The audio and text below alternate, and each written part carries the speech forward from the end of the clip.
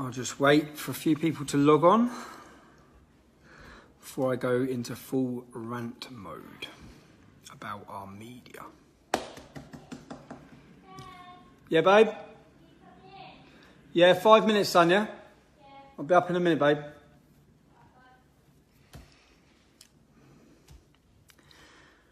So, I hope by now many of you have watched my Sky video. My video that exposes Sky News. Completely exposes them. And the reason why I've done that Sky News interview was because I watched as Sky News done a hatchet job on Gerard Batten and UKIP. There was a UKIP demonstration, no, there was a demonstration by the Democratic Football Lads Alliance in Sunderland. The backstory to this was a women's march in Sunderland. The women of Sunderland were marching, I think 3 rapes in a week by migrants. So there was all these attacks, sexual attacks gone up 20%. I think an Iraqi immigrant just got charged with one. So people were protesting. Of course, Sky News didn't tell you that. They just showed as many aggressive looking people as they could. So Sky News were after an interview of me. When I come out of prison, I was confronted by Sky News outside the prison, where I told them, why would I talk to you? All you do is lie. I then watched Eamon Holmes and Ruth talking with Nick Ferrari. And they were talking about why I have this opinion of the media and that I just label the media as fake news and that they lie. So I thought, you know what? I'll just prove my point completely by doing one interview. So bearing in mind I've had every single British media outlet contacting me non-stop. For the first 2 weeks of coming out of custody, they're waiting outside my mum's house every day, harassing my family, following me on holiday. You all saw it, following me on holiday and harassing my family. So I thought, just to prove my point, to prove it to everyone, I'll expose the media and I'll show everyone clear as day what they do. So I agreed to do my interview with Sky News. Jason Farrell and his producer friend, who I've actually called Andy Hughes. I've got my phone conversation, which I'll put up, where I rang Andy. I rang him earlier.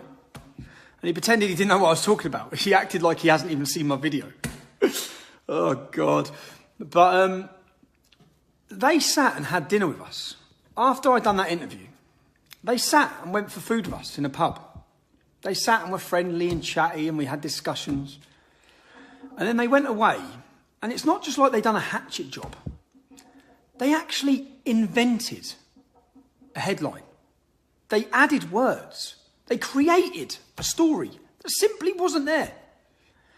They created and changed the complete context by cutting up their interview. Now, the biggest threat to a democracy is a corrupt media. We have a completely corrupt media that for too long has got away with lying, changing stories, changing narratives, demonising, slandering, attacking. I just watched back another video earlier from when I was on Newsnight, where exactly the same happened on Newsnight. On Newsnight with, I don't even know the woman's name, after the Darren Osborne attacks, where she completely changed the context of a tweet that I said. And this has happened for too long. Now, Nick Ferrari constantly was calling me out over my prison sentence.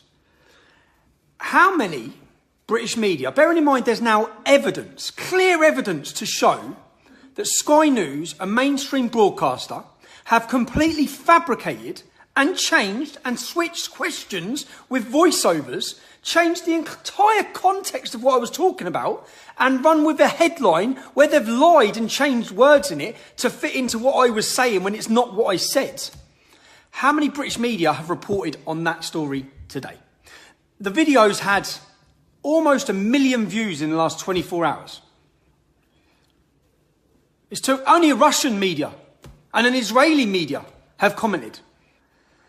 This video from Sky News has received almost the most complaints out of any show in the last 12 months on TV with Ofcom. And no British media and not one single British journalist has reported on it. There it is itself. That tells you itself. That shows itself what problem we have in this country. That is a huge story. They have lied, changed the context of what I've said, added words and told the world to paint a negative picture of a British citizen to fit their own narrative and to fit their own agenda.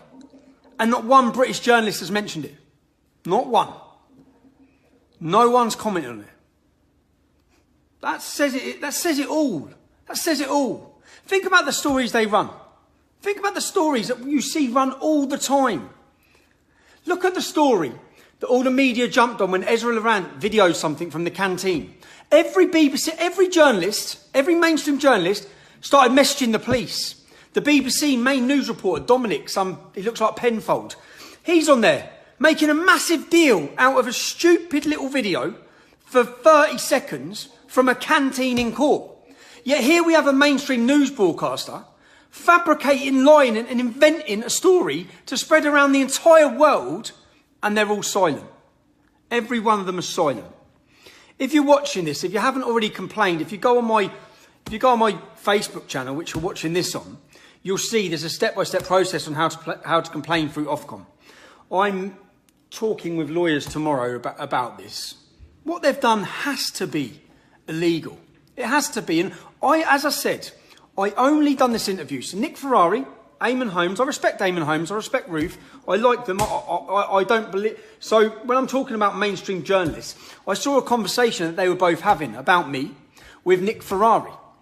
Now, 3 times in the last 3 weeks, there's been an LBC presenter having a talk show about me, about different things. Tom Schwarvik, I can't say his name. Tom, he's one of the hosts. Ian Dale, one of the hosts. Nick Ferrari, one of the hosts. Each time they've been speaking about me, I've rang up LBC and got through and told them, hi, it's Tommy Robinson. You're talking about me. You're actually telling lies about me. So at least give me a right to reply and have me talk on your show. Not once. This is what the mainstream media want to do. This is also to do with deleting me off Twitter. So they can tell all these lies. They can run all these headlines. LBC's headline this week is a complete lie of what I've said. I haven't said it. It's fake news. But I don't have a Twitter account anymore to argue and tell people and show the public that they're lying like I would have used to been able to do. So they want to remove us off social media.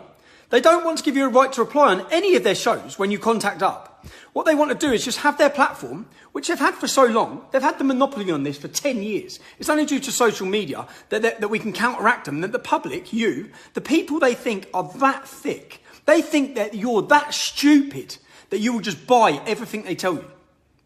But great, it's great to see that so many of the public don't listen to them anymore, don't trust them. There was a European Union poll across every European country to ask people their trust in their local media, in their national media. Do you know who come last out of every European country? The British public. We have the least trust in our media. And Sky News, you just absolutely showed everyone why. And not just Sky News, every single one of you journalists that have completely ignored this with all the evidence that's there on a video. The evidence is all there. You've all ignored it. You are the reason. And if you watch my hour and 15-minute discussion with Sky News, what I tried to explain to them was that you actually are creating me. You're creating this movement. Because the more lies you tell, when people see their lies,